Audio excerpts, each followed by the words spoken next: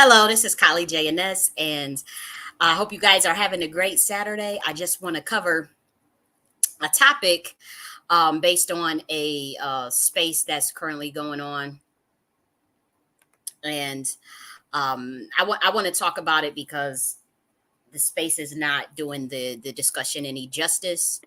There's a lot of scuttlebutt, a lot of bullshit. So to be quite frank, let me actually share because what happens is they're trying to like control a narrative around Black American empowerment at the grassroots level, and so um, it's a lot of controlled opposition going around, and those of us that are actually grassroots, what's happening is that these spaces are serving as high level intelligence honeypots to separate uh, those who will fold and um, those who want to work with the system versus those who uh, actually have plans for Black Americans that involve our actual autonomy, our self determination, and our complete agency over our lives. And that doesn't mean that we're completely against government or anything of that nature.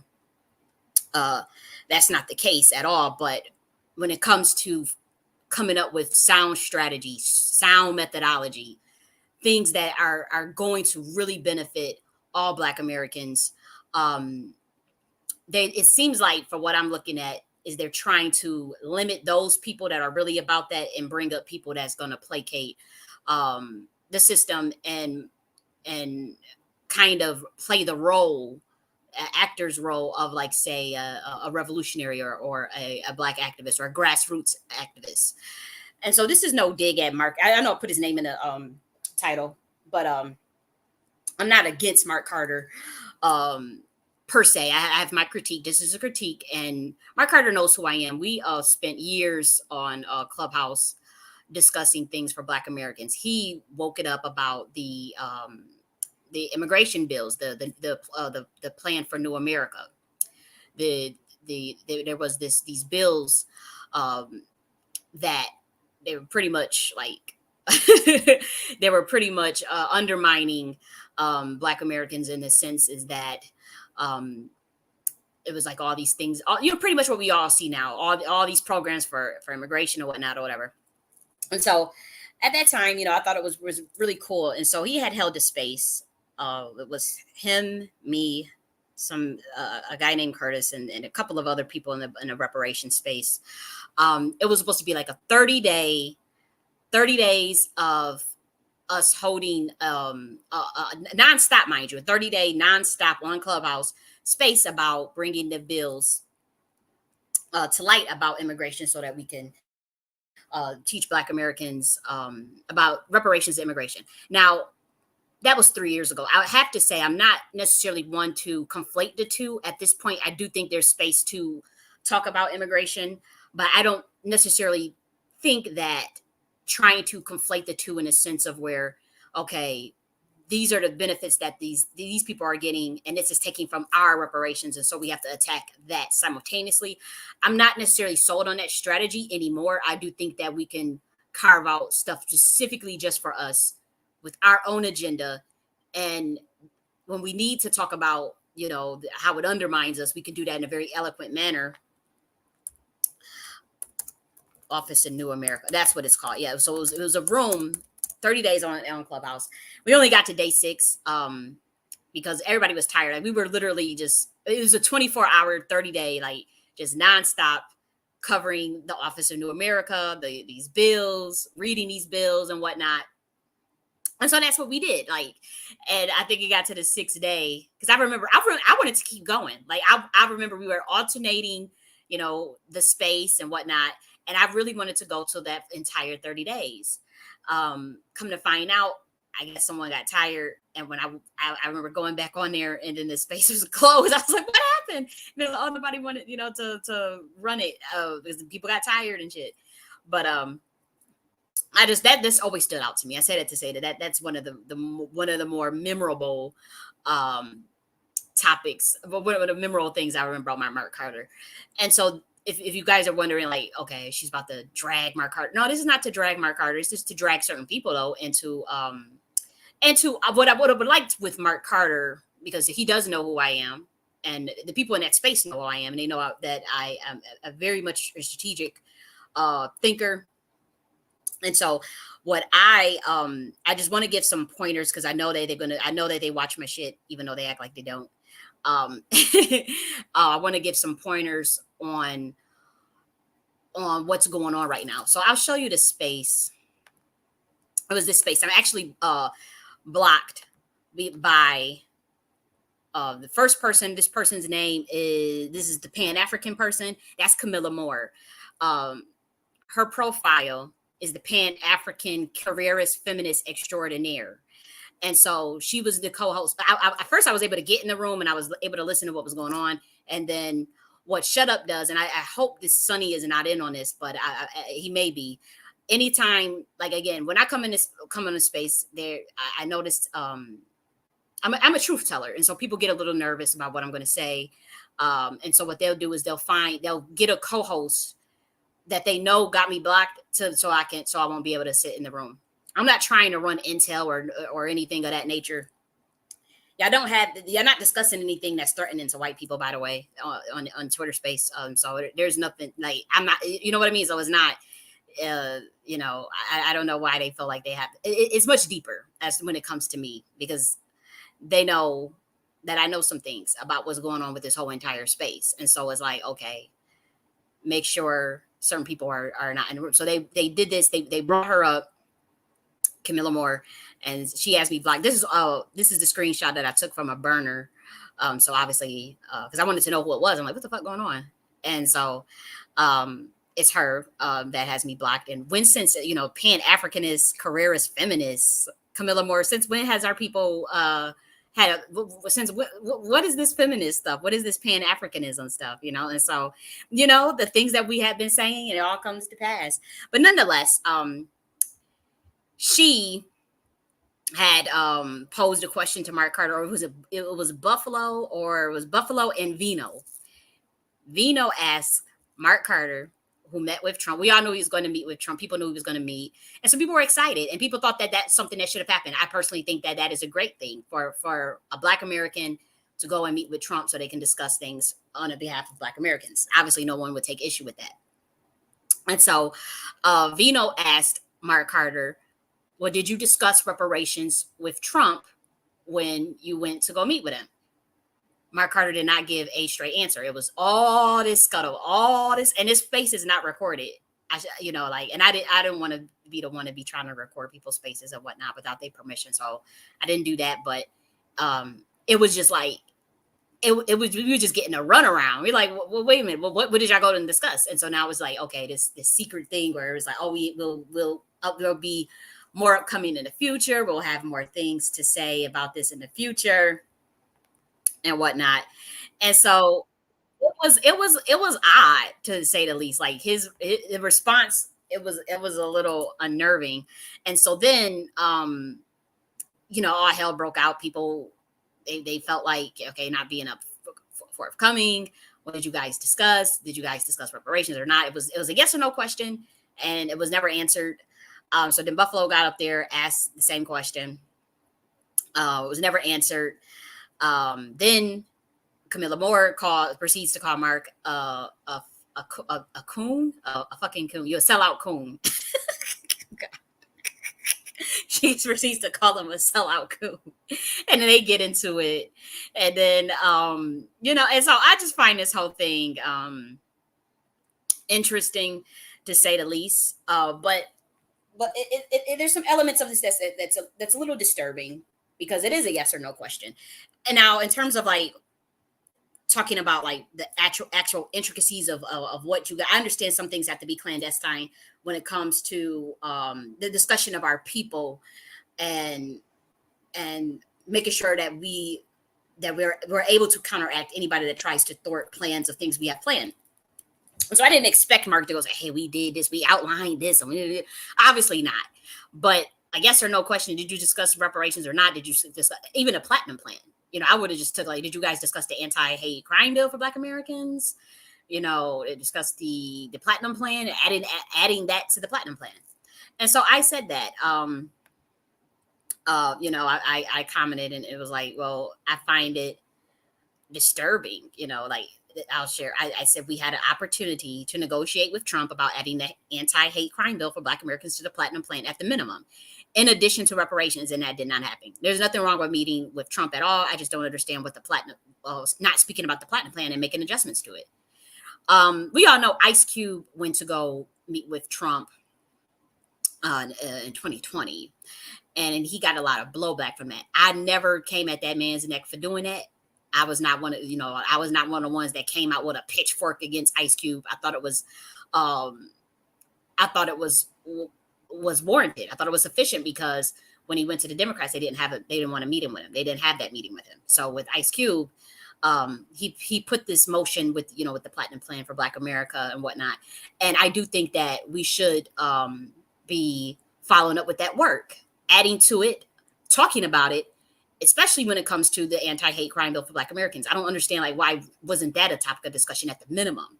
Even if he said, well, we didn't get to reparations yet. We were talking about the anti-hate crime bill for the platinum plan, making adjustments. I'm like, I don't hear much about this platinum plan anymore. And so that kind of concerns me though, because I'm like, why is Trump himself not talking about that? And then why aren't Black Americans looking it over so that they can add to it? Or I think they started like 500 billion for Black Americans. And that number needs to go up. Let's see if we can get that number up to 1 trillion. And what about adding this anti-hate crime bill? Now, in terms of, I'm going to be very frank about my strategy on this. I've been talking about this for a while. It's nothing new. I don't think that I think that we need to carve out a better methodology for going about reparations in a form of Black American redress for the latent functions of slavery, rather, that you can prove empirically in 2024. Now, how do we go about that? I do think that there needs to be a space in which we run for 2028 our own grassroots Black Americans, leaders for president, not in a protest candidate way, like something very, very serious, like dead ass serious. And I do think there needs to be some, and at least in the discussion of an executive order of how to get that done on a federal level. But I think that we need to think bigger in terms of how we get in control over that White House to be able to do that. I personally don't think, and maybe, and I hope I'm wrong. I hope I can actually eat crow on the fact that I don't think the Democrats or the Republicans are going to give us reparations or do anything in a reparatory space unless there was a grassroots Black American, maybe that run on the Republican ticket, a Democrat ticket, whatever, but they had that on the agenda and wasn't, and just go full blown, like, this is the agenda, but they not making it a part of, like, they're not making it they're not a one-trick pony. They're not a one-trick pony for the American people. They're very digestible, very palatable, very intelligent, and they have this agenda that they're sticking to. This is the agenda for Black Americans, as far as this cash payment. They have to be very serious about that. I do think that in terms of strategy, how do you get that done without them suing the government, all that? I think that there's ways to do stuff like that. I think that you do have to placate the American people when it comes to getting something specifically for us. That doesn't mean sharing our reparations with anybody, but I think that if we had like a two-tiered program, one that's a UBI for all Americans, and then the UBI for Black Americans, plus the recompense, the Black American redress, the redress for the latent functions of slavery to close the lineage wealth gap. The lineage wealth gap. This is not a racial wealth gap. It's a little bit different. All that can be carved out. People may think, oh no, that we can't do it. You guys are going to eventually have inculcate or a lot of what I'm saying, my strategy, in a couple of years. I'm just too early on this stuff, as per usual. And so I'm a bit early, but I do think 2028, 2032, maybe as late as 2036, I do think that we could have a Black American president. I do think that how we get that done and how that looks and even if I think we need to expand that idea just beyond just a federal office, but even obviously a strategic plan to run a lot of Black American grassroots on the local level, state level, throughout the country. But my thing is, these cannot be people that are going to go with the top down agenda. It has to be a bottom up agenda. And so that's the issue. And that's why they don't want me in the space, because they know that I'm very bottom up.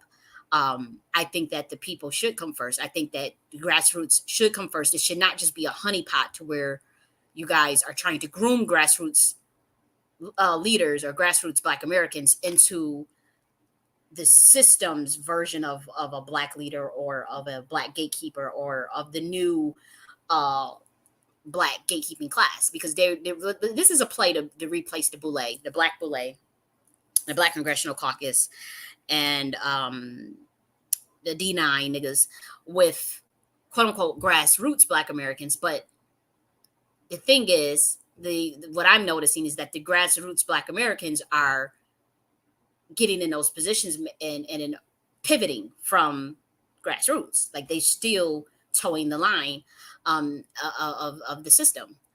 And so to me, that I'm suspecting that, is this a honeypot? Is this a, like I'm as far as the reparations space, like I'm trying to see the angle here, because it's quite obvious to me that in 10 years, say 10, 15, 20 years, Black Americans is going to wake up and notice that shit ain't getting done, or we're still kind of pussyfooting. Like, how long is the reparations dangle carrot act going to work amongst these Black gatekeepers? The thing is, D9, Boule, Mason, Eastern Star shit, that's not, it's deeper than just, because this is the thing that, Mark Carter brings up, and that, the grassroots reparation space brings up, is that we have to get these D9 people out of here. We got to get these Boule people out of here.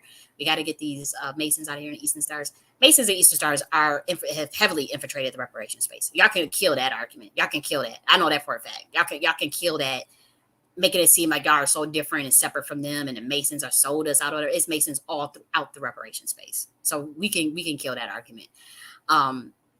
To me, it looks like there's a bigger play to replace one Black secret society with another Black secret society, in terms of the form of Black gatekeeping, and changing the paradigm or the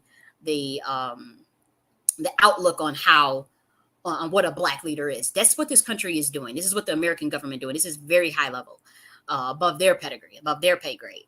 So they are looking for, they need to quell the sentiment of the average day Black American, in terms of us realizing that we are not getting anything out of the system, that our government has not done anything for us, that we have had benign neglect, that we are dealing with a behemoth of righteousness, genocide, just complete unfairness, lack of resources, medical apartheid. You guys already know this stuff. So it seems like, it's like, okay, what we'll do is we'll get people that can talk y'all talk, walk y'all walk, and we'll stall a bit on this whole reparations thing, this whole self-determination thing, this whole intentional community thing. All of that, we're going to repackage that with those that appear to talk grassroots talking points, and then we'll be able to control them still. They're still like a form of controlled opposition. And so me picking up on that, I became like a threat in that space, because I started to call a lot of it out. And also, everything I'm saying is going to come to pass. Everything I'm saying is going to come to pass. You guys want sound strategy, real strategy, I think it would behoove you, and you guys end up listening to a lot of my stuff anyways, but it would behoove you to push the envelope for righteous sake, but also for the energy sake. You don't have enough energy in the movement anymore, because the inertia is missing, in terms of that, the real raw power of a grassroots Black American, people that's really dead ass serious about getting this cash payment, that's really serious about not just a cash payment, but like the cash payment in addition to things that we need for our community. We want our own intentional communities. We want our own schools. We want our own like things of that nature. We do want our own bureaus, maybe not like what they're proposing, but we do want our own like agencies and shit for Black Americans. These are the things that we want. And so I say that to say, like, they don't have, they don't, that energy is missing because it's a horse and pony show. It's a horse and pony show, and people can see it. Um, and I think I'm at the space of acceptance of that. Like I was really, really, really crushed, crushed in that space, seeing what was happening, seeing how even I was perceived. I've always been perceived as a threat, as a scholar, and as someone who could see through plays, intelligence, not government intelligence, Black American intelligence, people, intelligence that can see when something is not good for my people, where I can see it in advance. I can see it 10 years in advance, 20 years in advance, being clairvoyant. That made me like, like a target. And so I do notice a concerted effort to block me out of those type of spaces, because they don't want my people to hear my voice anymore, because I'm going to wake shit up about what was, just like I did months, damn near a year ago, about what was going to happen in California. It happened. What was going to happen with many things. Every little thing that I've been saying, even if it's a prophecy relating to Black Americans or not, it has been coming true. And so, what's happening with this space when it comes with Mark Carter, him meeting with Trump is not obviously the issue to me. I think that there's some problematic issues, though, when it comes to how that space was ran. In particular, we have the right as Black Americans to ask what was discussed. If people are trying to say that they speak for us and they are a new leader, because what happened is his thing is, okay, we got to tell D9, we got to tell Boulets that they don't speak for us anymore. And we're speaking for ourselves. Yeah, that's true. So what did you speak with Trump about? Why is all the secrecy? Why is it? I mean, I'm telling you, like, anybody that was in that space, they know what I'm saying is true. We did not get a straight answer. It was just all over the place. It just seemed like a very gatekeepy play. Like it seemed like it just was, the energy was just like, what? And it just, I'll say this, it's gonna get deep. I'll say this, 10 years from now, like I said, Black Americans are going to be thoroughly disappointed.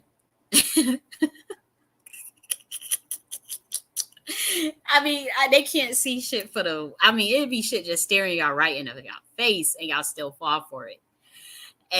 But I would say to Mark Carter, people, they don't really trust him. They say you've been arrested 200 and something times for getting up in, I guess, these politicians' face. And they find that suspicious. I personally, I don't have any opinion on that one way or the other. I knew that for years, but they bring that up, or they bring up the fact that you tell Black Americans, and I actually did think this was problematic, that you tell Black Americans that they need to go and whoop federal state politicians' ass or whatever. Which is a federal crime. I did find that very egregious. I don't think you should tell Black Americans that at all. That that's something they should do, or get up in their face, or because what is getting up in their face actually going to do? Like that's just venting. That's just release of energy. Like where's the actual? To me, I care more about strategy and methodology than anything else. If you guys haven't noticed, I don't care. I know that everything works from the mental plane. Everything works from consciousness. And so it doesn't require all of this busybody work. I don't think that what Mark Carter is doing is busybody work. But some of that stuff is like going up in a politician's face, screaming at him. That's busybody work. It doesn't do anything at the end of the day. You may even end up fucking up shit even more for our people by doing that, those very actions. The protest candidate thing, that's busybody work. Even handing out flyers, or a lot of, maybe not the handing out the flyers as far as information and education of our people, but a lot of the stuff in the reparation space is busybody work.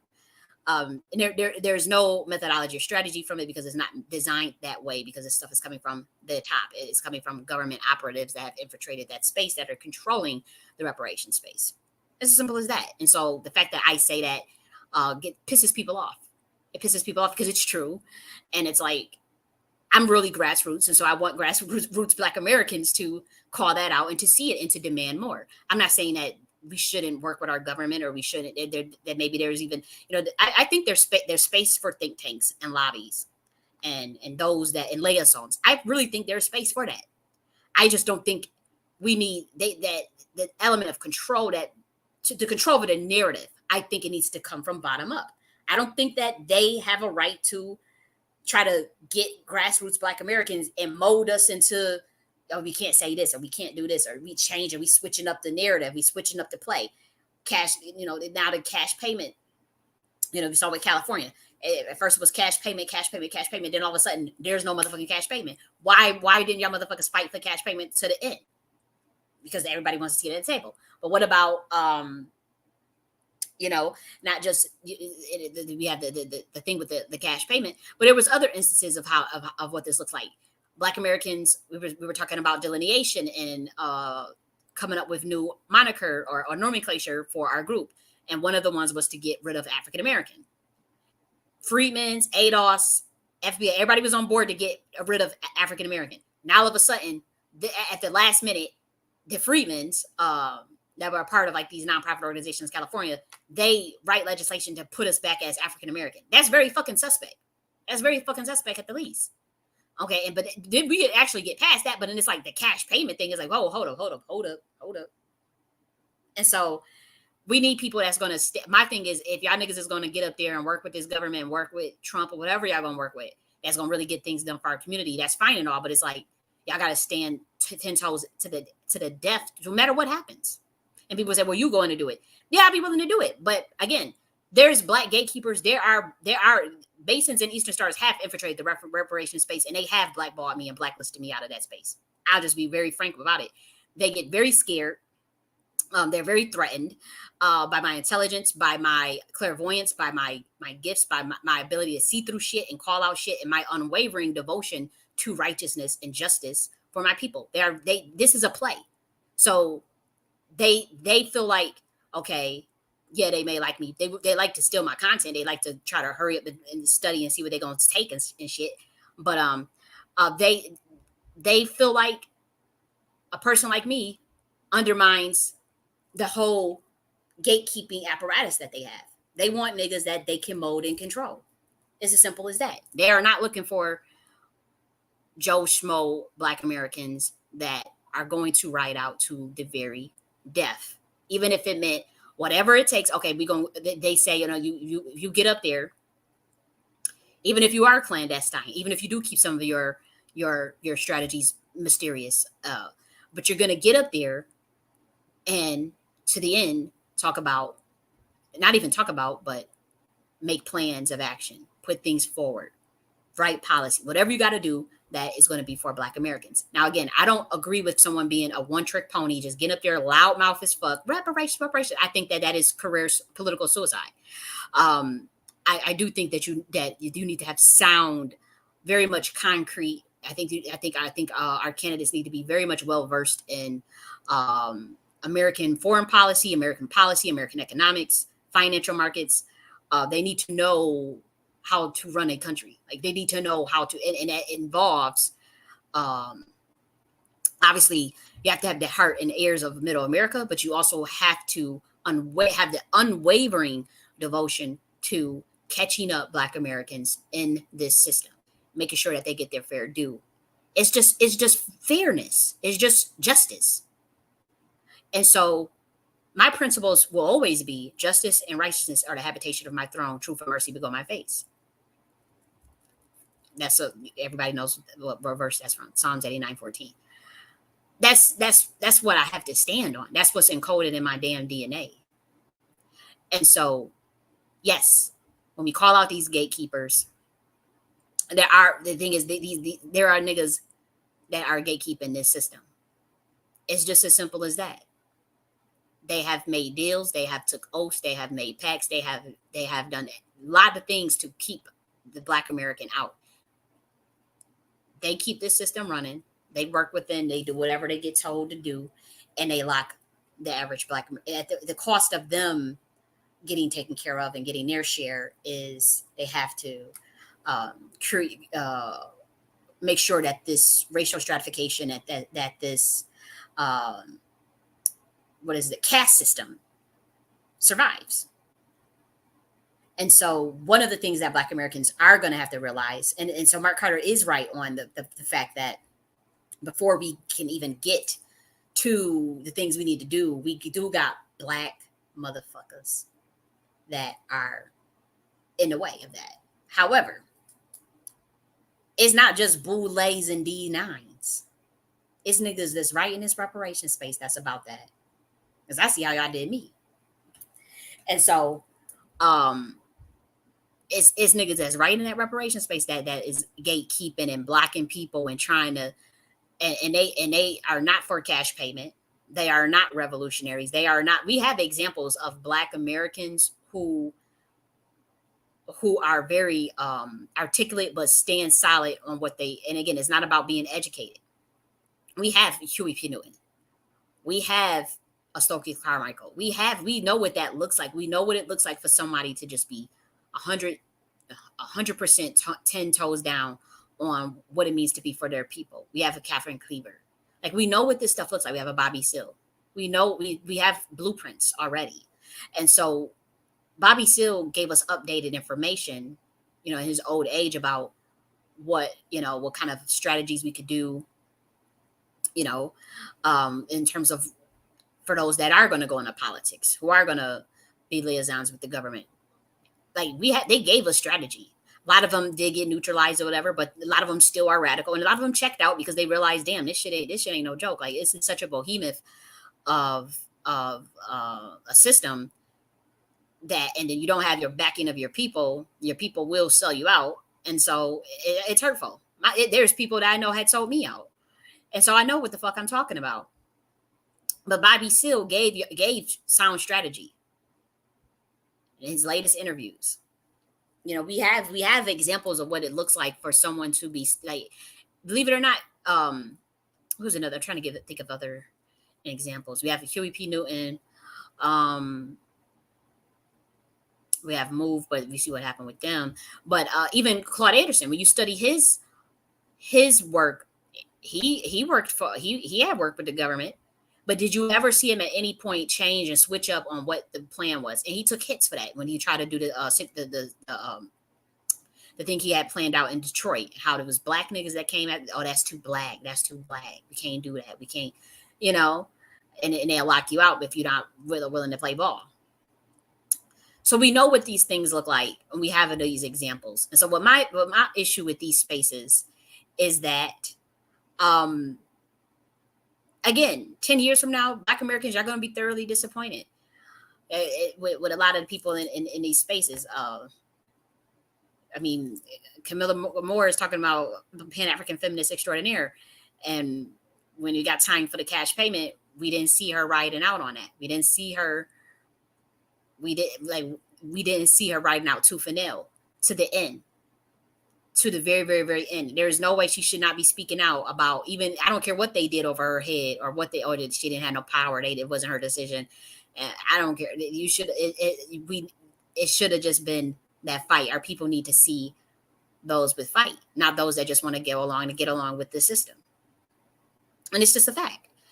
And so they are looking for them tight. They are not looking for actual grassroots Black American, revolutionary activists, scholars, leaders, whatever. Just, they are not looking for that. They are looking for people that are going to toe the line and get up there and pivot at some point. Easy controllable.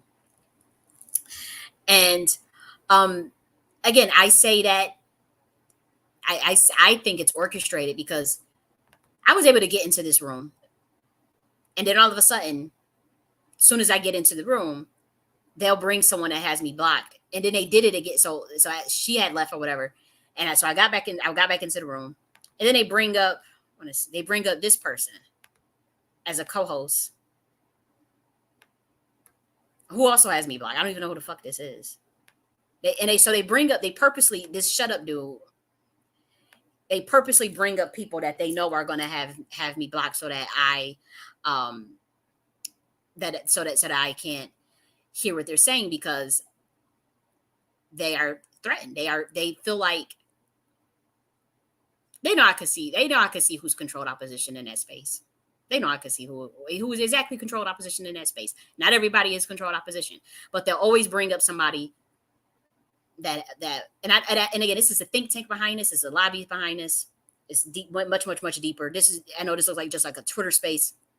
This is a Twitter space where some niggas is talking about some reparation shit.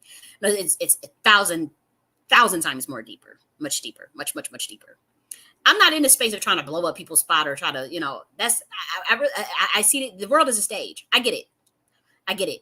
But don't try to, my thing is, don't try to come and sabotage me or blacklist me or prevent me from talking to my people. Or, I mean, like, I'm telling you, like, the things that they do to prevent Black Americans from hearing my voice it's quite alarming. Like, it's disturbing. And it's not because I'm saying anything that's going to derail them. I mean, you could look at my body of work. You could read my body of work. It's freely available. It's not like I'm saying anything that's going to harm them, that's going to deter them, but it's specifically things where, when it comes to making sure that Black Americans are advancing politically in terms of sophistication of thought, their strategies, methodologies, their state of consciousness, their very wherewithal in terms of how we actually get to a place where we have liberation, at least in mind and soul. If we can't, make way with this system, you do have to build a parallel infrastructure. That's really what made them hone in on me. The fact that I was talking about, there's a very real possibility, and mark this, 10 years from now, y'all niggas gonna be using the term parallel infrastructure. It is a very strong possibility that Black Americans will have to be in a position to build their own parallel infrastructure. It is a very real possibility because we don't have much leverage for this system to give us what give us what we are demanding. And so I was a proponent of, how do we create that leverage? I asked that very simple question. If we can create that leverage, then I'm okay with this going through the government thing, or even the legal. They say it's a legal manner. This is political manner. I think it's both, but I do think that you kind of have to have a more fight. You got to have more leverage. You got to be able to put a move and put your foot down. And not in no obnoxious way. You just going up to get in some politician's face. You for reparations or not, or you gonna be for reparations or not. Be screaming and hollering that ain't shit. Going up to a city council, no, that ain't shit. I'm talking about leverage. Like, you do what the fuck we tell you to do, or we're pulling out and creating the ideal parallel infrastructure, and we get that shit done. And we have blueprints to do that. We have ways that, just like we see how, honestly, other groups do it. Asians do it. But they got a little Korea, they got a little Ethiopia, they got all types of shit in this country. They even got a little Burkina Faso. And so these groups know how to circumnavigate even racial stratification, even a caste system, via their own intentional communities, via working with creating parallel infrastructure within the infrastructure, creating a simulation within a simulation. And so there's a very real possibility that Black Americans will have to do that within the next 10 to 20 years. And so I'm interested in seeing the pivot from, obviously, the dangle carrot, the reparations dangle carrot, the Democratic play of the task force coming out. I think that is a very weird strategy. At first, I thought it was cool 3 years ago when I didn't know shit, and we thought it was all like, okay, we had this reparation task force, and they're gonna study whatever they're gonna do, and do a cash payment on the local level, and you start to see how things just start fall apart. I don't think that the methodology of setting up a bunch of reparations task force all over the city, all over the states, and various cities, I don't see that leading to cash payments for Black Americans. I don't see that as leading to anything that resembles a reparations based on the latent functions of slavery and Black American redress. I don't see that the task force methodology as a strategy to get that. I don't. I think that come 2028, 2032, 2026, 2036, we need a plan of how we are going to get an executive order for that, preferably with a candidate that is actually going in willing to do that. Now, they could be secretive about it. They don't have to go be loud enough about it, but they know that's what the fuck they're going to do. uh, and then they also have other ways I don't want to, because it sound like other ways of distraction, to where we can get what we need done in a very covert way, where other people are not going to undermine what Black Americans are planning, and what uh, Black American politicians plan to do for Black Americans. I do think that there has to be more counterintelligence around that area, certainly. And so, I think this is Hilda. Her name's Hilda or something of that nature. I don't know these people. I've never done anything for these people to block me. This is a covert. We know Shut Up is a Democratic show. A lot of these people, they are part of government think tanks, lobby think tanks, government operatives, and that's fine, but it's like they do a lot of covert behind the scenes stuff. I know how they work. Trust me. I'm not going to put anybody on blast, but I've been behind the scenes before, so I know how this shit works. I'm not new in this space. I'm not even trying to put people on blast. Like, oh yeah, we did this, you did. I've been in meetings. If you notice, nobody's meeting ever. Nothing that we've ever discussed in private in any of those meetings that I ever attended made it to the public. Because I do believe that we should have think tanks, and I do believe that we should be working clandestine. My thing is not to sell our people out. That's my thing. I'm not working in no clandestine think tank to where the people that's in the group, we form like some secret society type shit, and then we making sure that we all good and we get taken care of, but then the rest of the Black American people don't get shit, or they don't know what's in the know, or we don't consider their voices, and we don't consider what they want, we don't consider the things they need. Nah, that I ain't with. I can't do that. But any event that I do think Black Americans need their own group of Black leaders or Black gatekeepers or Black liaisons that they can really depend on to get shit done. Like, for instance, we're supposed to be depending on the Black Congressional Caucus, whatever. They don't get shit done for us. They are complete sellouts. You have, like people that they call the boule or whatever. Some boule are sellouts. Not all boule are sellouts. And in the past, some of the boules used to really be able to get shit done for us. They used to really ride out. They don't do that anymore. And so, if we were to come up with like this new vibrant Black American grassroots class that decides to usurp what usurp what the role of the Black Congressional Caucus and the role of the D9 boule, I don't see anything wrong with that. I just think that our duty as a part of what our ancestors, the part of the energy of keeping the flow of the ancestors alive. This stuff is spiritual. It's not just, it's politics, whatever. It's government. We got to play the system. It's a game. I get all that shit. But it's much, much deeper in terms of the souls and the lives of Black Americans themselves. Because the part of the reason why Black Americans have been so blessed, and the part of the reason why Black Americans have their covering and their protection and their je ne sais quoi, their alchemy reservoir, which I wrote a book on in 2022, 2 years ago, about like describing the magic that Black people have, is called an alchemy reservoir, in terms of our transmutation abilities of resilience and adversity to pure magic, pure inertia for our movements and for taking care of ourselves. So I wrote about that in 2022. But a part of that is due to us having a commitment to justice of the universe. The universe bends towards justice. And so a part of our capital, our social capital, a part of these gifts that we've been given, stems from our ability to stay solid and our ability to be resilient and unwielding to corruption, to injustice, to wickedness.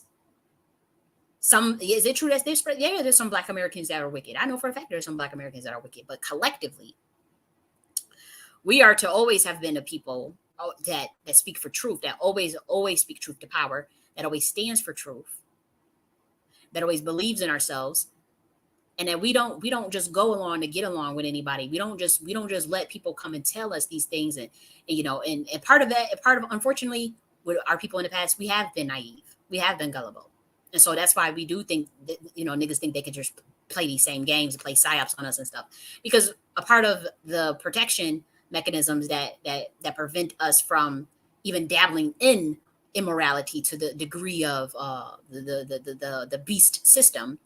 um it comes with naivete. It comes with that. You get shielded naturally from understanding that level of deception. So you're naive to the deception because you don't necessarily have that within you. I can speak for myself on that. I can't I you can I underestimate the level of jealousy, the level of deception, the level of wickedness that people have in terms of plotting and undermining, because I don't have that shit in me. So that's what I mean when I say a part of that protection, a part of that magic that Black Americans have, is because it comes with, rather, it comes with the naivete, because it's something that is not existing in us. But what I'm noticing now is that a lot of Black Americans, a lot of Black Americans are unfortunately, they are unfortunately going along with that system. They are unfortunately, they're going along with it. They are they're not questioning things, and it's not all of us. It's not all of us, but it's enough to where it's starting to it's starting to frazzle the energy. It's starting to mess up the energy of what we got going on. Um, it's starting to undermine what we could have in terms of the reparations, in terms of a lot more. And I just want to forewarn you guys about that. This the go along to get along, and we gonna set up a new class of Black gatekeepers and lock out real revolutionaries, lock out our real scholars that will speak for us, lock out people we can't control, and not really care about what the Black American grassroots is saying or thinking. That energy um is going to dim anything good that can come for you and this entire community. I'm not talking to Mark Carter when I say this. I'm talking to everybody in that space that is controlled opposition. Not everybody in the reparation space is controlled opposition, but for those that are, um, that energy will backfire. I'm talking about this. We gonna get along to get along. We gotta get our bag. We gotta work with. We gotta. That's what we gotta do. And we're gonna blacklist and real writers. We're gonna try to go as far as to do very sinister, deceptive things. That deception, that jealousy, that's in that space. It's a lot of jealousy in that space. I've dealt with it. I've dealt with a lot of jealousy, and so in that regard, yeah, absolutely. The spirit, the energy that is needed to have a positive outcome is missing. It's missing because of certain people. They know good and hell well they ain't about to do shit for our people. They want a job. They want whatever, and it ain't a wrong way of getting a job. If you need, we want our people taken care of, and so when we have people that step up, and we have people that make moves, and they are able to get in arenas where they can affect change, we should support them monetarily. We should have a bag. We should support their campaigns. We should be donating. We should be doing all these things. And so when it comes to Mark Carter, though, I would say, and I've known him, we since 2021. What I would say is that there's been some change. There's been some you notice when people change, and everybody has to change, but nah, there's something. I would ask Mark Carter to remember why we got into this, and to be unwilling and unapologetic about the actual grassroots needs in a political sense, and but also in a spiritual sense, and in the monetary sense, everything that we need. Because the way that room was handled, with when he was asked, what did you talk with Trump about, that made me feel very, very uneasy. You know, November is coming up,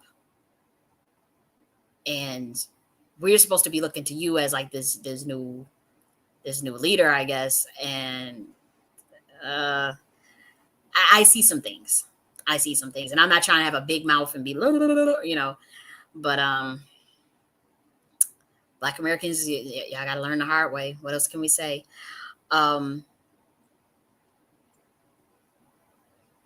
Yeah, I think that this is just a much bigger play than what I even estimated. I think I have to accept that. I have to accept that there's psyops being ran in a reparation space, and that is not um, a space of purity anymore. I think I have to accept that, and that's very hard, And I say that because there's a think tank that I do know. One of the people that run it was that watches my content, and they and Sonny, you can reach out to me or whatever if I have this if I'm looking into this wrong. But on February 20th, and again, I know that there are people that are connected. These are people that are connected to people that run the think tanks that I know watch my content, and so they want to blacklist me, but then steal my ideas. And so that's why I have a problem with it. And that's why I don't mind calling it out anymore. I would have been quiet, and just going my separate way, and just I do my thing and they do their thing, and that's it. And I would have just left it alone. But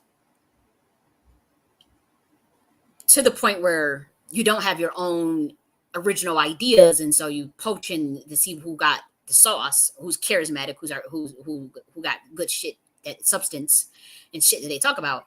And I'm one of those people, and then so it's like, okay, you blacklist the person and try to take their light or try to take their talking points or something, and I find that disgusting. And so I'll give you an example of what I'm talking about. So on February 20th, I covered a video regarding frequencies of music affecting behavior in hip hop. That is this video right here. I'll give you, just follow me. I'm giving you an example of what I'm talking about with this space. So you can see auras and sound frequencies in hip hop and Black Americans creating new music intervals. Stream live February 20th, 24th. You guys see that. So then they hold this space. As you can see, can frequencies in music affect behavior? This room, I should have started recording, but it was literally like word for word talking points that I said in this video. Can frequencies in music affect behavior? Now, look at this was March 3rd. I did the sound frequency in hip hop and music intervals on February 20th. It was literally the same talking points, but they were kind of botchy and botched because it wasn't smooth, because it was like it wasn't their original ideas. They took this content. Now, I know that they are connected to the person that runs the think tank that has put them in these positions, that have an issue with me, or we kind of fell out. It wasn't a big fallout, but at the same, I don't think it's nothing that we can't come back from, but I don't trust the person. It's like, I don't know. I don't think I can ever trust you. Because of the way she handled some things, but when it came to me, and then people don't give a fuck about nobody in these spaces. And that's just what you have to realize. In the reparation space, don't nobody give a fuck about nobody on a genuine level. And I had to realize that. I had to accept that. It is not what you think. And so you thinking you really love someone, you thinking people are your friends, you thinking you got a family that you could depend on, in terms of like, okay, here's some grassroots Black Americans that think like you. All that shit is a farce. And so I say that to say that I do know that the co-host, the co-hosts, again, Mark, Carter, and Sonny, are connected to that person that runs that think tank that watches my content. And so I called them out for it. And again, Sonny, if you didn't have nothing to do with that, whatever, we could talk about it. But I find it interesting that this took place. Can frequencies of music affect behavior? My video literally is talking about music and frequencies affecting behavior. Same talking points. And then, you are hosting a space, Sonny. You're hosting a space with people that that you know have me blocked so that I can't sit in a room. So I'm thinking like, are you behind this? Because you're a 7%er. But I'm like, Sonny, what's up with that? You know, like it could just be me overthinking it, but I just find it coincidental because there was the reason why I say this because at first I was able to get in this room and um you suggested the second co-host. You were like, okay, we need a co-host because I'm not able to pull people up. I need a and again, I know how covert operations work. So what are the chances that you in particular will be hosting a room with people that have me blocked? A pan-Africanist feminist Camilla Moore, and then some weirdo Hilda Johnson impressions. People that I don't know who the fuck these people are. Well, I know who Camilla Moore is, but I don't know who the other person is. And so Sonny, I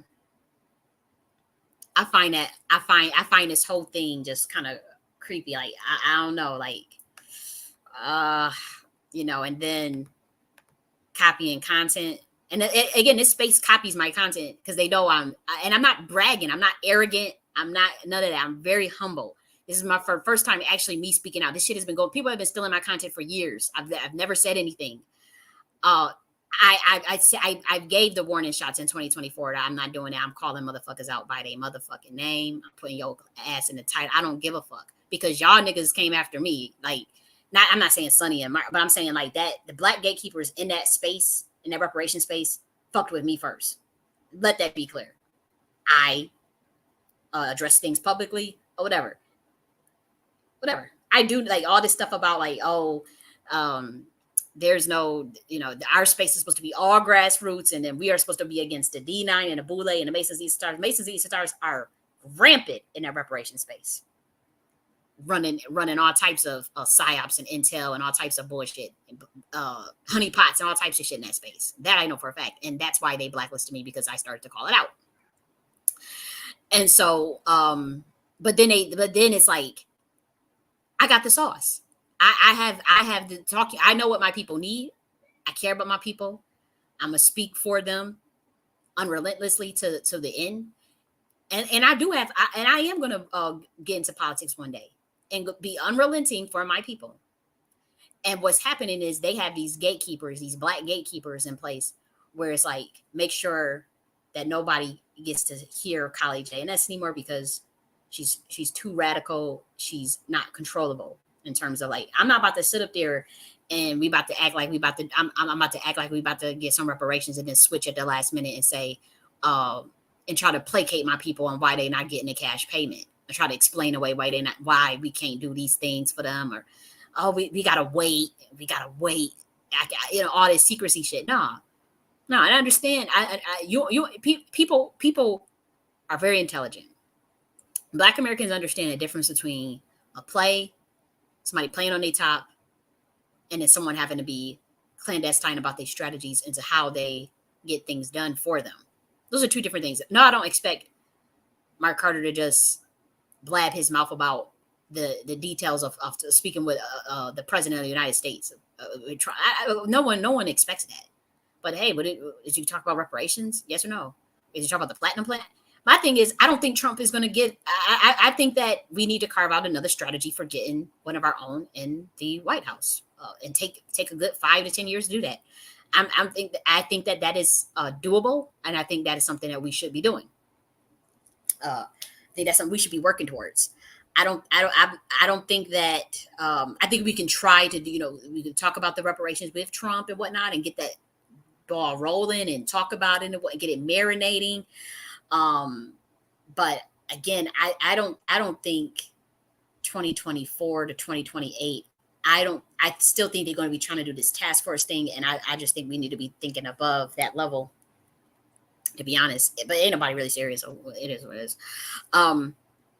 But yeah. And so as you can see, like they literally copied my fucking content. Can frequencies and music affect behavior? And so I mean, I was messy, but I called them out. I said I normally would not be petty when it comes to stealing content, but I have to call this out because I know for a fact that some of the hosts are connected to people who work with people who have made it their business to blackball me and steal my content because they are not brilliant and creative enough to come up with their content of their own. They do have a think tank. They are connected to people I know study my content, and it's true. And since I've fallen out with them due to their deception, they are mad that I spoke out about it. And I said, yes, it's shots fired. I made it very clear I'll be calling out everyone who has been stealing my content or copying me in 2024. And so what they try to do is hurry up and remove the post. The post is unavailable. So I took screenshots of it because the thing is to try to make people question my credibility. Now I've been doing these tarot readings, prophecy readings every week. Literally every week, the prophecies is becoming true. Everything that I've been saying is becoming true. You could go back and check. I put the timestamps on my page. So what they do is just like, okay, we have to really, really shadow ban this girl because not only is she a actual real prophet, clairvoyant, really strategic, really intelligent, but really for her people, this person is unwielding, and so we have to find a way to shadow ban this, blackball this, whatever. And they have been given the go ahead to do that, and it is Masons and Eastern Stars and all types of black fucking gatekeeping ass niggas in that reparation space, and it will come to pass. People will know about it. Like I would say, it's already well known, but I would say within 10 years, like y'all gonna have to do some major pivots. Like, what's the next pivot? What the fuck is the next pivot?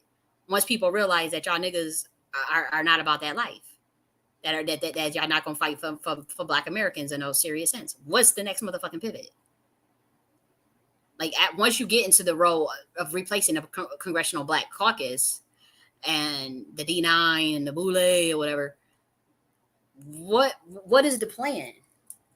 That agency, are we gonna get a cash payment from the agency? Like, what's the motherfucking plan? Like, this shit is so obvious to me what it is, but I'm not even trying to, because I think like I do think that there's space for Black Americans to come up with organizations and things for our people. But my thing is actually do something for our people. What the fuck are we doing this work for? I don't know. I'm not a busybody person. And then it's like, okay, you got to be outside. You got to do all this. You got to march it. You got to go to the rallies or whatever. You got to show up to talk, to go off on a politician's face, then piss people off, burn bridges. I don't know about all of that. I don't see that. I look at that as busybody work. I like the think tank type stuff more. I like to think clearly. And so is this my own resentment in a sense? Yes, because I don't feel like I deserve to be treated the way I was treated in the reparation space.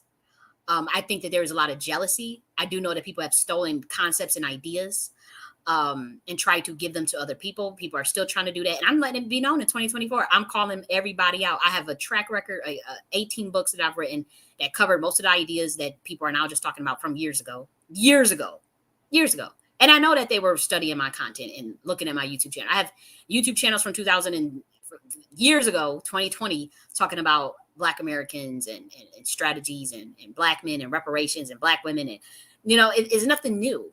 It's nothing new. And so I feel like people felt I was an easy mark because they knew that I was very naive to what was going on. And I think it's like, okay, let's steal this content and let's steal this identity, the work of this person, and never give them credit. I'm not going for that shit no more. It's a bunch of ideas that I done gave to this damn reparation space that I've never gotten credit. Don't care about it. I'm not even going to bring it up because it's not. I mean, if someone was to say what is it, then I would go and bring up my evidence and bring up shit. You know what I mean? I would bring up my evidence. I would make correlations. Like I haven't put people on blast like how I could really put people on blast. In terms of like leading more credence to even some of my claims and evidence. I haven't done that. However,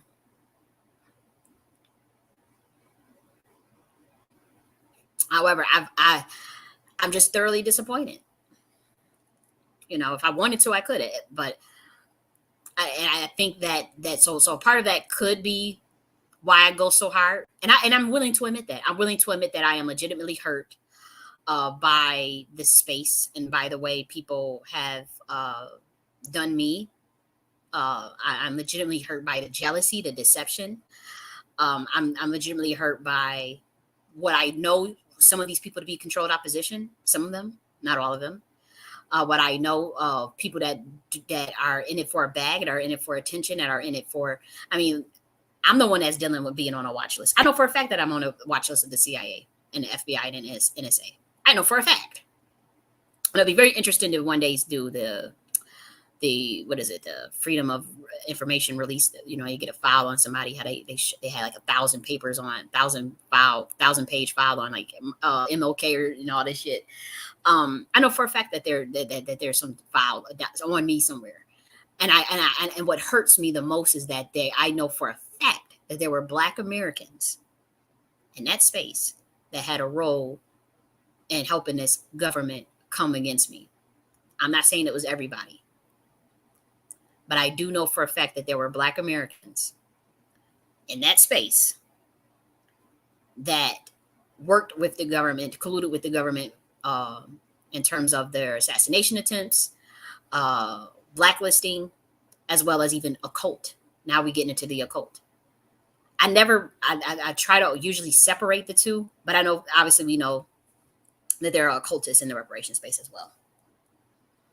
And secret society. We all know that. And then they want me to shut up about it because it's like, don't bring attention to that. Don't bring attention to that. And then it's like, Black Americans are going to find out. What the fuck you can't just, do you think our people are that damn dumb? Look how much they woke up just the small shit that was going on with the whole reparation stuff in California. They're going to find out. They're going to know. And I guess everybody's on hush hush mode, and they wanted to make me like the sacrificial lamb. I'm like, nah, nigga, not over here, because it did start to get into like the occult and occult wars. Now people, come on, we know Black Americans would be dabbling in shit. I didn't ask for this shit. I didn't ask for this. I didn't ask for none of this. I wasn't trying to step on nobody's toes. I was just a nigga in the reparation space, talking my shit, doing scholarship, research, helping my people the best way I can. Usually that is with methodology and strategy. My methodology and strategy maybe is too radical for the government. I think perhaps based on the way they kind of like, whoa, but I think that eventually it's not that I think, I know I will be vindicated with me calling out a lot of this stuff. I know that I know where the space is going. I can do a prophecy on this whole entire space. Just like I do prophecies every week on my YouTube channel, and all the shit be coming true the same week or within 2 weeks, the shit come true. I have a very good track record for prophesizing.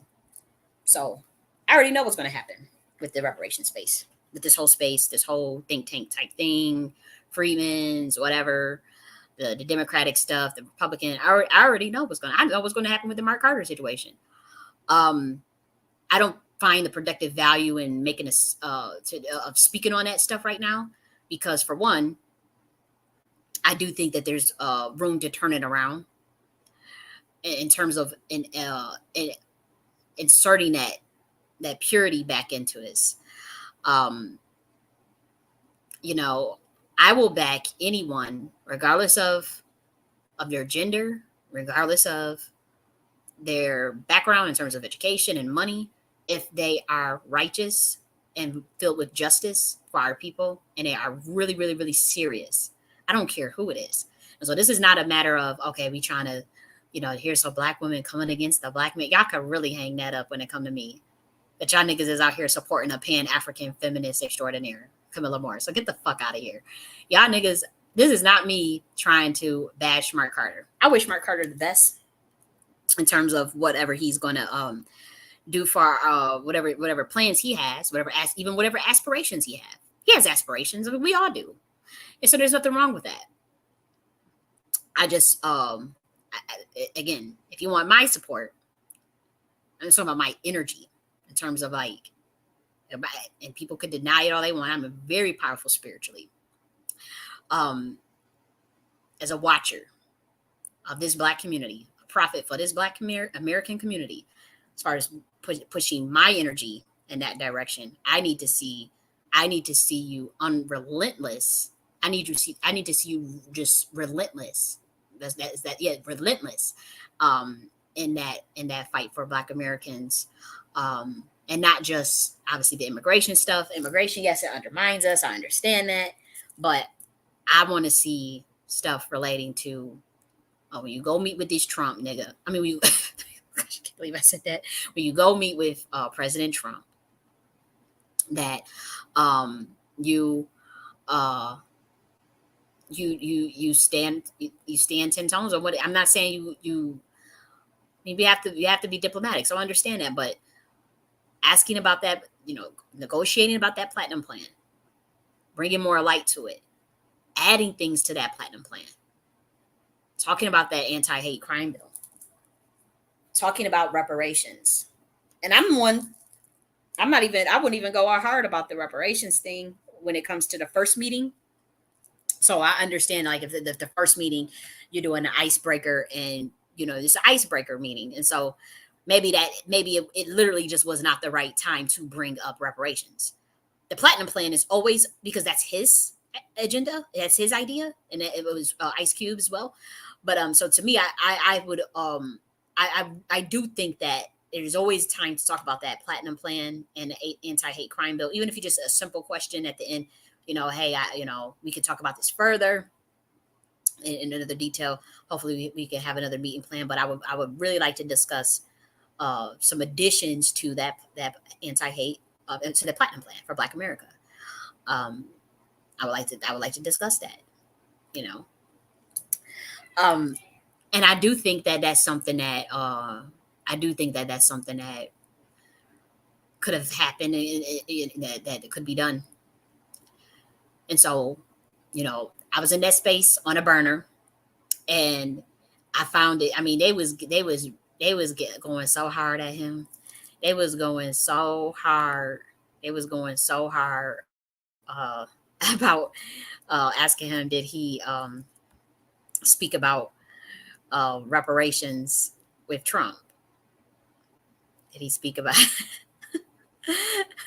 he was calling him they called him and I don't agree with that. I don't agree with that. And again, this could be a whole play. Like, people will be, because you kept saying, Mark, I'm gonna do for my people and you do for your side. I'm gonna do what we gotta do for my side, and you're gonna do what you gotta do for your side. And I'm like, I think that's still me with the naivete and not really knowing what this is all about. I'm like, wait a minute, what side? What are we talking about? What do you mean, your people? What's going on? Camilla Moore is a Black American. Like, I didn't understand that response to asking a question about did you speak with did you about reparations. I really didn't understand that response. And so that again leads me to think it's more of this think tank, clandestine, Black gatekeeping, new this new version of whatever they're trying to do with grassroots leaders and replacing of the Black Congressional Caucus. And so, I mean, it'll come out to light. Everything I say will come out to light. Yeah, but it's something shady. It's something real shady about this whole thing. Slipping the slide. I'm just reading the comments here.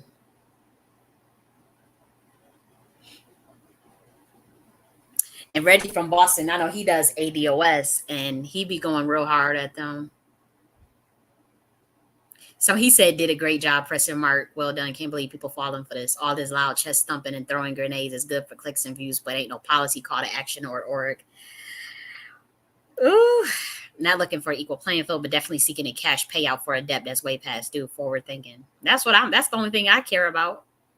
And my thing is, I'm because I'll be clear about this, because I'm still in the process of learning about all of these things, and even comfortability to stand. I don't have an issue standing on something. I'm talking about like in a broader sense, where you actually run for like an office, where you run for local city council, whatever, or Senate or president or Congress, whatever. I make this promise to Black Americans: when I ever run for a political office, I will not change from talking about the things that we need for our community. You tell me what we need. Right now, we're doing reparations. I do think the conversation is going to evolve around the debt to claim, in terms of like making sure that we have the empirical data for 20 for now, for today, of how the slavery latent functions affect today. I think once we carve that argument out better, we'll have a better case legally and politically for reparations, in terms of getting it passed on a federal level, or even a state level. But that's my word. Cash payment, cash motherfucking payment. Um, Things that we need. Money to start our own intentional community, grants to start our intentional communities for Black Americans, for business, for Black Americans getting access to certain, home ownership. Like, we need policies around all that shit. And that's something I wouldn't care if if they JFK'd my motherfucking ass. You know how they JFK just blew that motherfucker right in front of everybody, because he wouldn't waver on what he wouldn't waver on that threat he made. They got pissed off at him. I would go out like that. I wouldn't give a fuck. I wouldn't go. I would not give a fuck. Like, it's like, no, we gonna get this cash payment. I'm doing this executive order. I'm telling you, I get in that White House, and they'd be like, "This bitch is fucking crazy." Because now y'all want to call me crazy. Y'all really go, because I'm doing an executive order for a cash payment to close the lineage wealth gap. I'm at that pen in my motherfucking hand, but they got that pen where you do the ink and whatever. I'm left-handed. It's like most of the presidents are left-handed. I'm INTJ. I'm gonna take that pen and I'm gonna do this executive order, cash payment. Obviously, I'm gonna think about all these things behind the scenes of how much is gonna be and all this shit. But I'm doing that executive order. And if they say, and I don't care what happened, they okay, they say we're gonna blow this bitch brains out right on TV, because we can't control. We can't. She too radical. She too, because we know that there's a shadow government. We know, but I'm the shadow behind the shadow government. Yeah. Little do they know. Mm-hmm. There's ways to pull strings. There's more than one way to skin a cat. Okay. We try to wake some things up, things flying over people's heads. It is what it is. It's all good. It's 3D. This whole shit is 3D shit. Politics is 3D shit. But it is what it is. But yeah, that's my word. Like, we get up in there, we get up in that White House, we get up in whatever, what is city council, whatever. Yeah, it is what it is. You ain't just gonna have to be mad at me. Now the thing is, I know I believe in doing things for American people, and coming up with good foreign policy, good military policy, good taking care of our veterans, taking care of, you know what I mean? Like, I'm not just going to sit up there and just neglect the rest of America, but I will be doing an executive order for that. Oh yeah. Mm-hmm. It is what it is. And I'm doing an executive order for a lot of things. This rent shit, the UBI, I'm doing an executive order for a lot of shit. It'll be a major changes around this bitch, but you got to do it slow and incremental to just shake shit up. But it's time that the American people get their fair shake. Like, all this shit about giving $10,000 for on debit cards for $10,000 for immigrants to get to. Then they was talking about paying $400,000 per for everybody that got affected by that cage over in the border. Like, y'all gotta be kidding me. They're giving these people nice as hotels and first in economy Delta flight tickets and all this shit to fly around the country and all this stuff on your tax dollar. And my thing is, it's a lot of homeless Americans. It's homeless Americans in every state now. We talk about what's that real, it's not Real de Janeiro. Oh man, Rodeo Drive, I want to say. It's a place in Beverly Hills. It's like a place in LA that's with the homeless just look crazy. Is it Rodeo Drive? What did they call it? Maybe I can look it up real quick. What's that place they call homeless in Beverly Hills? What is that called? It's like a specific place that they call it. It's kind of escaping my mind. Beverly Hills. Maybe it is called. Is it called Rodeo Drive? No, it's not. It's something else.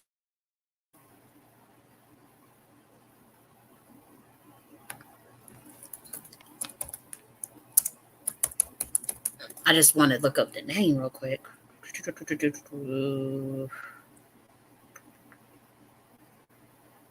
But we know that you guys know what I'm talking about. I'm actually going to show some images of it, but it just looked crazy, like this right here. Look at this. This is America. Mouths of homeless in Los Angeles. They got this everywhere now. Colorado, Detroit, Atlanta, New York. It's everywhere of Americans.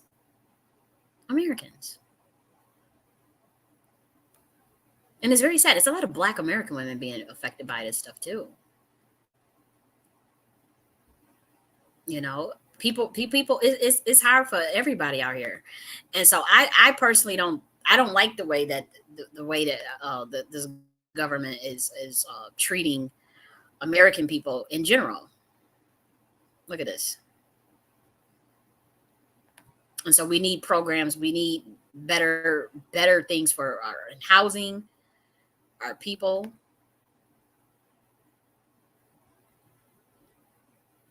I would say better things for the farmers. We need better policies for agriculture and the farmers. You know, Black farmers, farmers in general. Like it's got to be a holistic. We need things for our education. It's a lot of stuff, and I think about these things. Sure do. I'll show you the proof. Matter of fact, I want to go here first because I don't need to see what's all in my folders. But yeah, I think that if we're gonna be serious about this, like we need some real we have to train our candidates, the Black American candidates, better on being let me make sure. Get this one 9999. Okay, we need to train our candidates. PDF converter. How do I open this up? I just want to open this up.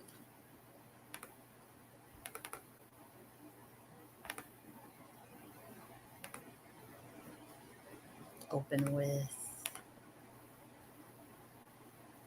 Oh, that's why it's not opening. Okay.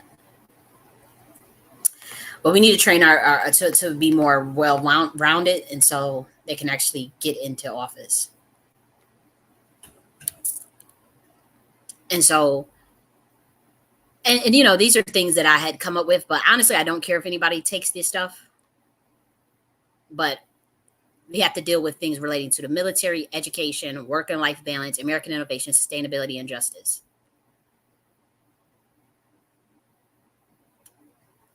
Military is fun for me. It's like fun coming up with certain things for the military. Continue to implement national defense and science technology, sharpen our competitive edge, prepare to invest significantly. Yeah, so these are education is also fun as well. And so, you know, we can't just be a one trick pony. Switch to learning to Dow based systems. You know, so I literally be thinking about this shit. This is things that I want our government to do. Affordable holistic healthcare and alternative medicine, change to the National Defense Authorization Act. So, in addition, but with justice, lineage based redress for Black American racial stratification and hate crime bill, moratorium on immigration. I'm telling you,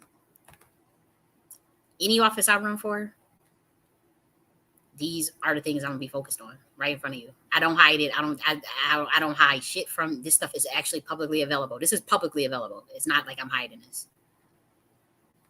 I'm one that I do believe in strategy in terms of certain in a clandestine way, but a lot of the stuff I ain't even gonna hold you. I'm not trying to be arrogant. A lot of my thinking is over most people's pay grade, anyways, and so it takes time for people to really catch up on how the what on what I'm even saying. It takes people, it catches, it takes time for them to even catch up into what's going on. And so that's why a lot of times what people may perceive as me, um, giving out ideas or talking so much, most of this stuff, it's too early. I'm too early. And I kind of know where things are going to go. I kind of know everything is a strategy. Nothing is just happenstance when it comes to me. But yeah, but these are things that the American people, these are things that, we should be focused on. Lower income tax with increased disposable income, encourage consumer spending, higher government spending would create more jobs. Like we need serious ass fucking candidates. And so I do think that you black think tanks need to be training black American candidates at the local, state, and federal level to be very well rounded on how to run a system. If you're not talking about getting into office, black Americans getting into the White House in 2036, at least by 2036, yeah, y'all could kiss them little spaces goodbye. 2028, y'all need to be making this happen. Whoever it is, and it don't have to be these exact things that are listed here, but it have to be it has to be tantamount to it. It has to be in the spirit of you have to gain the trust of American people. We're talking about a black American getting in the White House and then them writing an executive order for the black Americans. This is where I'm at. This is the time I'm on. I'm done with all that task force shit in the cities and the Twitter spaces and club. I'm done with all that shit. We need to get our motherfucking ass in that White House. Through Trump. Now, the watchers already gave Trump is going to win in 2024, most likely. The election will be a shit show, though. It will be a shit show. People will. I mean, I'm just speaking as a prophet. It's going to be a shit show. People will realize that presidents are selected, not elected. They're selected and elected by the electoral college, rather, through. Come on, y'all know it's a shadow government. It is what it is. But and nobody's going to care about that. They just need to come clean about that, and the Trump's presidency will show that. Now, there are, again, this is the occult. Trump is aware of things that he needs to do while he's in there for them 4 years. That's none of our business. It's my business, but it's not. It's nothing that I'm about to go and publicly be talking about the stuff I see on the other side. That's, but nonetheless, Trump will most likely have these next 4 years, but 2028, 2036. Black Americans need to spend that 4 years while he's in there planning how they're going to get in there for 2028 and 2036. It's as simple as that. Now, if there is some black fucking gatekeepers that try to stop that prophecy of a black American getting in that office, all hell's going to break loose. Because it's already been ordained and spoken that this is what they want. This is what they want. This is what they want. And so that would be my suggestion to them damn think tanks. You start getting these black Americans ready to be very well-rounded in all areas so that they can start running. And we need back. They're going to need money. They're going to need backing, big backing from corporations, from one of these political parties. But they have to they have to go in there knowing that they are to do some things for black Americans. They can be quiet about it. They ain't got to talk, whatever. But they motherfucking ass got to go in there and know what they're supposed to do and do their job. And that's what black Americans need to know. I'm tired of this top-down politics. I'm tired of this top-down agendas. I'm tired of these top-down gatekeeping shit. I'm tired of it. It has to be bottom up. It's as simple as that. Not go and get grassroots. Go and get grassroots niggas don't mean you go and get grassroots niggas and try to make them control the opposition or try to make them controllable. Where you control their fire and where you try to tell them what to say, what to do, or have handlers around them. That's not what grassroots motherfucking is. Grassroots is bottom up. Us influencing our political system in a way that benefits us. not the political system influencing us. The fuck? How is that grassroots? That is not grassroots. It has to be the other way around, or else it's not righteousness. Now, that doesn't mean that we just bum guard our system and you know, bum guard the government and overthrow. That's not what I'm talking. I'm not talking about overthrow or nothing. I understand that there is a regime in place that's beyond even this. Whew, I ain't even gonna say all that. But come on, we know what this is about. But at the same time, like, nah, nigga, like it's a change of guard happening. If y'all can't see, if y'all can't see what the fuck is going down, I can't fucking help you. I can't help you. I want to share y'all.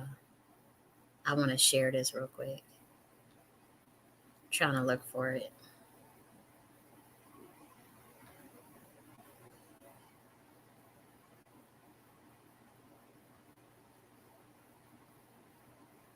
I'm tired. I'm tired of these. Like, you talk about tired of Masons and Eastern. So I'm fucking tired of them too. But I know it's much deeper than what everybody is saying. I know it's much deeper. I'm trying to look for it.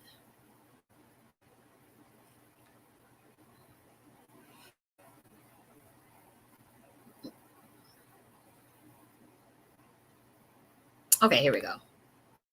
Wait, pay fucking attention to what's going on. You got Kate Middleton. These are people from the royal, the bloodline family, supposedly. Supposedly. You got King Charles Cancer Declaration. You got Jacob's Rothschild's dead. You have the Duke of Kent, who is a master mason, the biggest occultist one of the biggest occultists in the world, son-in-law, dead. Henry Kissinger, dead. David Rockefeller, dead. Queen Elizabeth, dead. Kate Middleton, dead. They ain't trying to tell y'all that yet, but she dead. Wake the fuck up. As Black Americans, wake your motherfucking ass up. Y'all trying to play on my people's tops, and I tried to tell y'all who I was and what's going down. What's going down? I keep trying to wake it up. I play these games if y'all want to. Righteousness and justice is the habitation of our throne. Truth and mercy shall go before our face. If you want these things, you want these reparations, you want things to go good for our people, you cannot do it from the space of where you about to go and placate to these motherfuckers. I shared this. It has been written.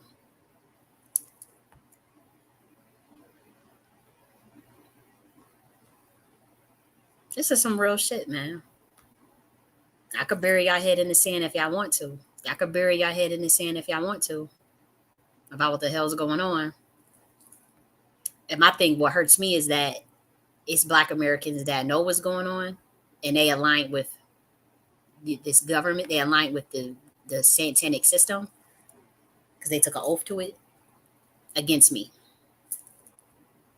Against me and my bloodline and people like me. Not just me, but Black Americans like me, people like me. And we are righteous, and like we are really here for a whole ass shakeup. It's gonna get real. It's about to get real. So if y'all want to sit and be 500 years behind about what the fuck is going on this planet, Black Americans, y'all go ahead, rock your ass to sleep and have somebody dangle some carrot in front of your face with some two-party system, Democrat and Republican and all this shit. And white supremacy and all this shit. It's Black people behind. I told y'all asses multiple times. It's Black nobility behind that runs that's even more powerful than the 13 bloodline families that I have relation to. Y'all motherfuckers want to play around. It's not based on even wealth. The 13 bloodline families that show they wealth, they got $14 trillion and all this stuff. Anybody that knows anything about shit, about this planet and about the dimensions and about this system, you know good and hell well that is not where it counts when it comes to quote unquote power. Wake up. But nonetheless, they feel like they have to get me out the paint because I know too much, because I say too much. I ain't really saying shit. Stuff I'm saying, like stuff that I do keep to myself. That's we had 1,000 years ahead of what's going on. I've been to the future and back. As a priestess, as a prophet, as a spiritualist.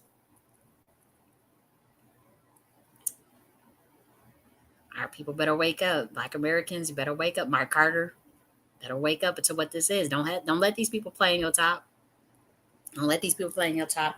But nonetheless, I do wish, I do hope that it turns out the best for you and for our people, for Black Americans.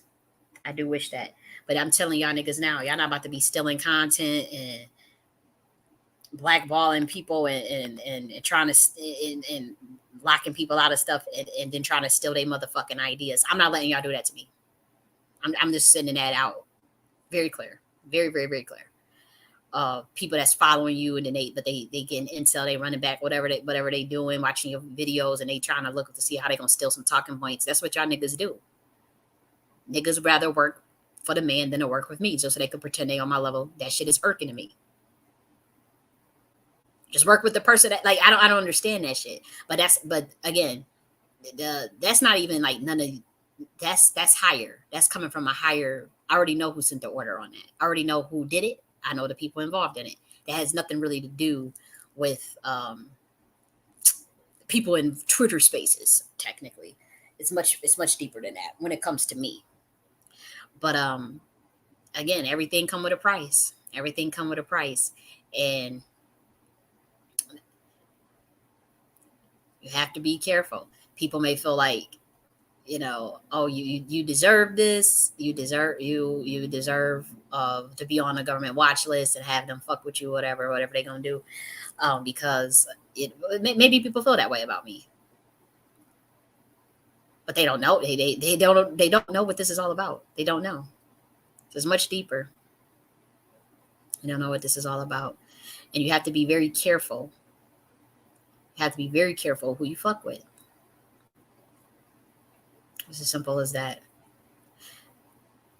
Very disappointed nonetheless. But I'm going to be vindicated. Again, what are y'all niggas going to do 10 years from now? What are y'all niggas going to do 15 years from now? What is the plan? What is your strategies? What are your methodologies? What the fuck are you going to do? Where's the pivot going to? I can't wait to see that pivot. Because I'm going to come right back out with my timestamps to be like, y'all niggas took this from this. Y'all niggas, I'm so ahead of my time with this stuff. I'm so ahead of my time.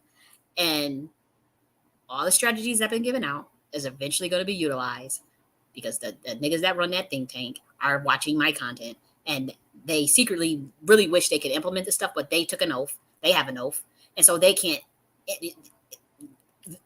You guys are, not you, but the people in that space, their hands is tied. Their hands is tied for us actually getting shit done. And that shit is so fucking heartbreaking. And I had to realize that shit. And the reason why I'm going scorched earth, because y'all niggas went scorched earth on me. A lot of people in that like, I know that there was a cultist that was doing, I already know the ritual that was done. I already know. And so I'm not in a position, I'm not really known to burn bridges or to be messy or to be like scorch earth on niggas. But when shit went down in July, y'all niggas went scorch earth on me and try to gaslight me and try to play on my top. And literally, had I not been who I am, then that shit, it would have been a wrap for me and nobody would have gave a fuck. Just like my friend told me, we all knew what was going on, which we did not give a fuck. These motherfuckers, y'all really thought that y'all was just gonna have I was gonna be dead and that would have been the end of it. She's assassinated. We shot the pain. She can't talk no more. She's dead. That's what would have happened. And so that to me in July, that was going scorch earth. I'm not bringing it to Mark Carter or bringing it to Sonny or no. I'm not talking about that. I think a lot of people know now they're under oath and they can't say anything about it, whatever. I think people know, but I'm not blaming that on them. I'm talking about there's very specific people that are above their pay grade. This is above Sonny and Mark Carter's pay grade, Camilla's pay grade. I'm not talking about these people. I'm talking about the people above them. Yeah. Had them motherfuckers had y'all been able to just do what the fuck y'all was gonna do, that would have been the end of it, and nobody would have cared. But I'm still here to speak on it. And I have not spoken out on everything, I haven't said, okay, I know this, or shared text messages and calls and phone calls. I haven't done that shit. But I find it disgusting. And so that to me was like an attack on someone's soul. That's how I feel. That was an attack on someone's soul, on someone's consciousness, on a person that is innocent, on a person that like y'all that shit was so disgusting to me. And so there is resentment there. And there's some response where people were like, some of the people that were involved in it were like, well, it's nothing personal. It's nothing personal. It's nothing personal. It's just business. It's nothing personal.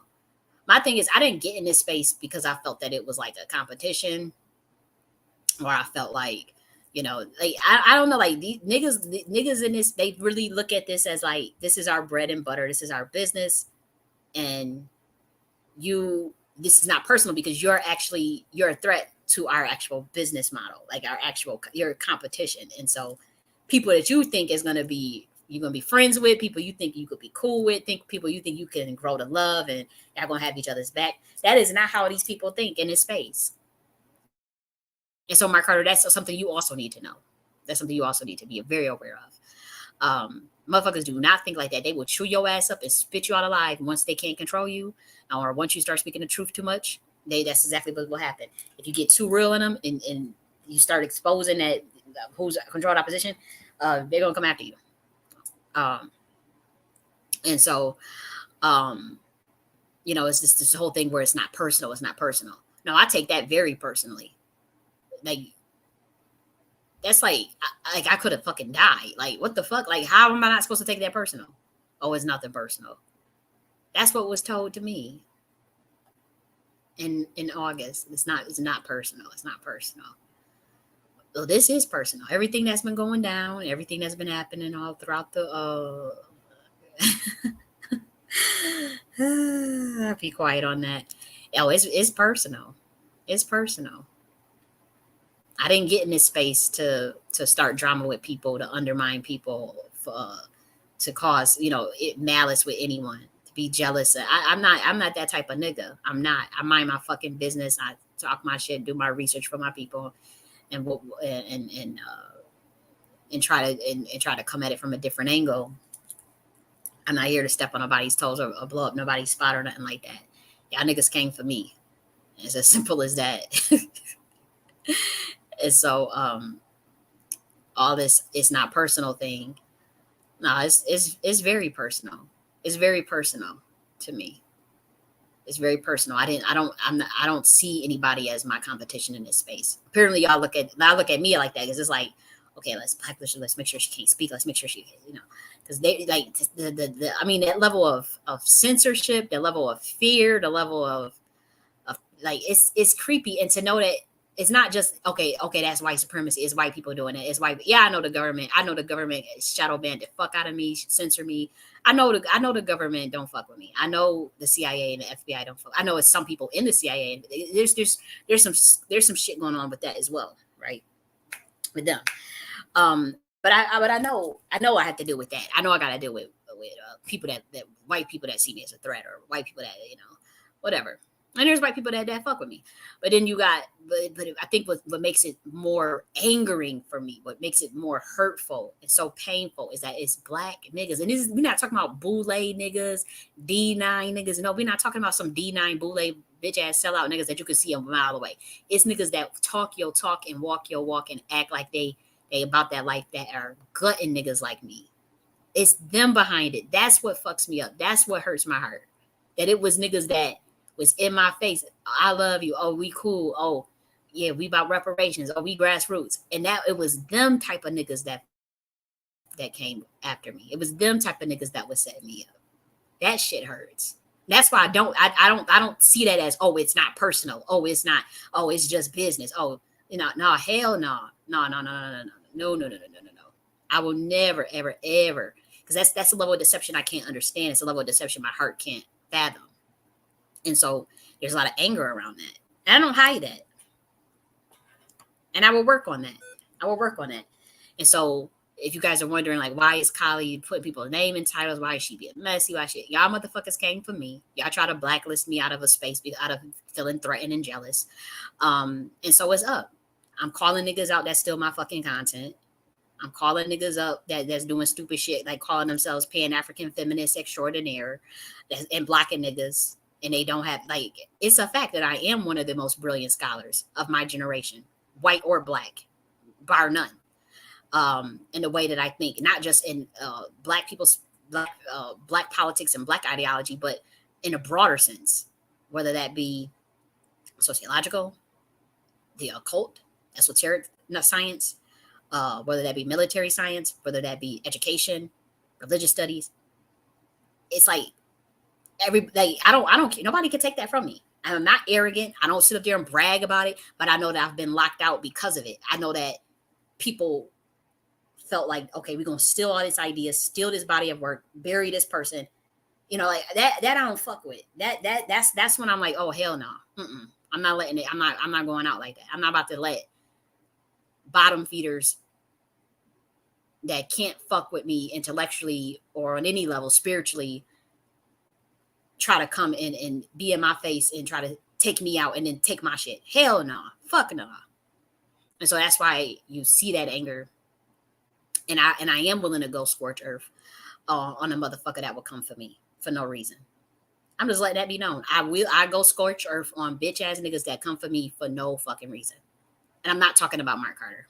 Obviously, I'm not talking about him. I go scorch earth on spiritually, emotionally, intellectually, physically, whatever. Like I'm not about to let niggas just randomly come for somebody because they jealous or because they see the person as competition and then they try to take them out and steal their shit and run off and then in some occult secret society way and then try to play on somebody's top like they dumb and don't know what the fuck going on, or that person just lost it, or that person don't know. Nah, hell no. I'm not letting it happen. I'm not letting it happen. I don't care how y'all try to lock me out of a space so I can't hear what's going on. I'm gonna get on the burner. I'm gonna screenshot y'all asses out, and I'm gonna put y'all on blast. And Sonny, I hope that you're not one of the ones that's work. I know who you working with, and I know you are working with think tanks. I know you are working with a person that that are in on some of that setup of me.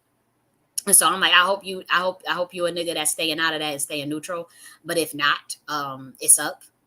I don't have no problem with you, but it's like. It's like y'all moving funny. Y'all moving funny. And again, not everybody that's among you is you. Yeah, you may think they walking around a Black American and flesh and all this stuff, and we all the same, all that shit. That shit is not motherfucking true. And we live in an interdimensional world on planet Earth, and that's all I got to say about it.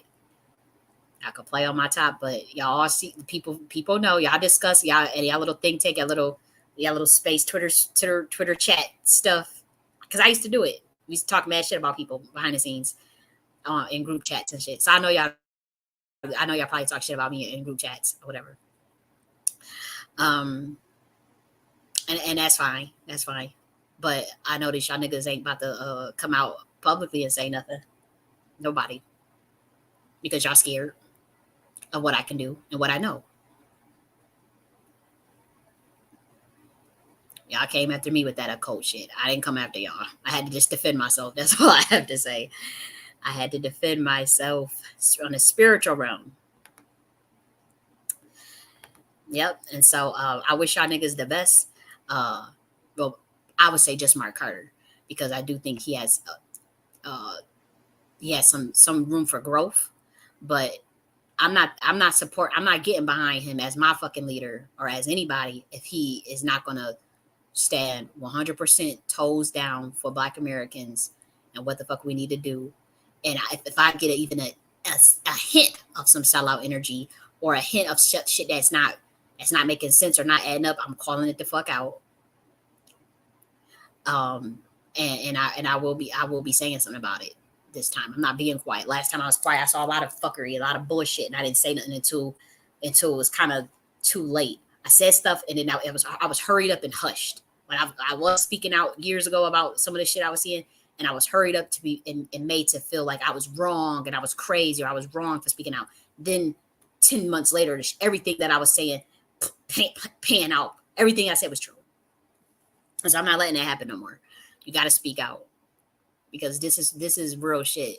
I didn't get in this space for much of anything. There's really no money in it, and I'm not willing. I can't have people control me. I don't like the idea of handlers and somebody controlling a motherfucker. No, I can't get with that. That's where I draw the line. I ain't let nobody control me in them spaces. And if that means that I can't make any moves for my people, or I have to stay on the outside, or I have to be locked out because I'm not about to sit up there and have and toe the line with a system that I know done fucked over my people, that I know have not done anything to correct it, then so be it. That will be the hill that I gladly stand on, because I know for a fact that our government is not going to take the steps to do things that we need them to do unless we are in a position to make them do it, and unless we get into positions to do it ourselves. That I do know. And so that is going to be the way I approach it always. Always going to approach it from that lens of, if we can't, if y'all can't do what we need y'all to do for us, then we will create a parallel infrastructure for ourselves. We will check out, and not just in no play psyop shit, like no, like real shit. I ugh, mm, mm, mm, mm. Mark my words. 10 years from now, I'll be vindicated. Y'all niggas will see what I'm saying. Y'all play dumb now. Play dumb now. Laugh now. Cry fucking later. Laugh now. Cry later. Oh, that's what it's called. She is. It's Skid Row. It is called Skid Row. That's what it was. It's Skid Row. Yep. Thanks for putting that in there. I'm like, what is it called? It's called Skid Row. Okay, so I'm gonna talk to y'all later and talk my shit. I'm gonna talk to y'all later. Bye.